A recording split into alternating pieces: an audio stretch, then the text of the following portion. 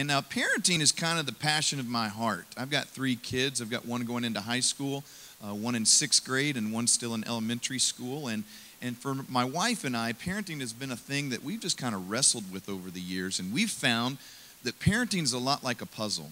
There are a lot of pieces that we have to put together before you end up with that finished product. And what we've found is that when you're putting these pieces together, you know, we all sort our pieces according to color, and we might put the edges together first, but then when it starts laying those pieces in, we all do it differently. And I think you find the same model in Scripture. You can search Scripture from beginning to end, and you're not going to find a lot of parenting principles in there.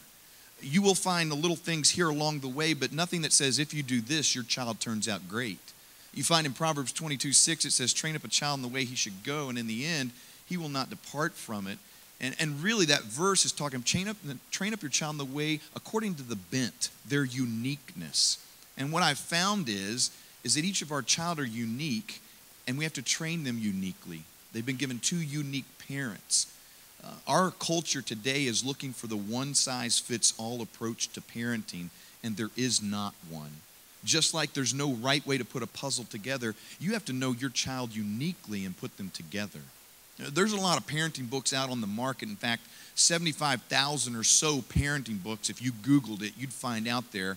And it would take you, if you read 10 books a day, 21 years to read them all. And by that time, your child is grown and gone.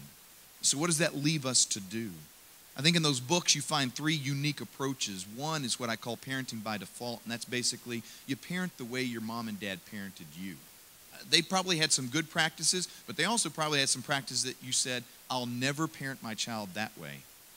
But we all have, haven't we? You'll find also in there what we call experimental parenting. You'll look in those books and they'll say, do this and your child will turn out great. And what really happens is your home becomes a laboratory and your kids become the guinea pigs. And you go from experiment to experiment to experiment, trying to find which way works the best. What I've found a lot is in a lot of these books, it's the isolated leading the desperate. It's these guys and these girls who are writing down these theories, but they've never been tested and put into practice. But I have found one thing. It's called revolutionary parenting, or what I like to call strategic parenting. You know, when you put a puzzle together, if you're smart, you'll keep the picture of the puzzle in front of you so that you know what it's supposed to look like when you're finished. And what I've found is when you become strategic about your parenting and begin to think, what do I want my child to look like when they leave my home, and then work backwards, you will find that unique plan to begin to parent your kids. And that's what I want to invite you to be a part of on August 5th and 6th, is come and discover the unique plan on how God's wired your kids and how He wants you to parent them uniquely. I hope you'll be there. Thanks again for letting me worship with you today.